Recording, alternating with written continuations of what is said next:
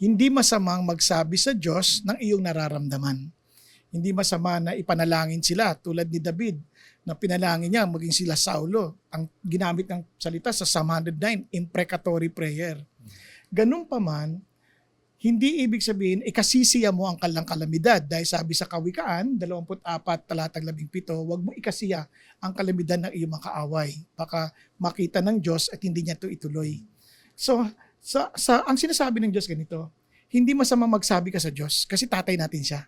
He understands our feeling, He understands what we are going through. Responsibilidad niyang sumagot ng ating panalangin. So, kung sasagutin niya, siya yun, hindi tayo. Pero hindi natin hinahangad ang kalang kalamidad. Pinapanalangin lang natin at sinasabi lang natin, sana ganito po, pero kayo pa rin ang masusunod.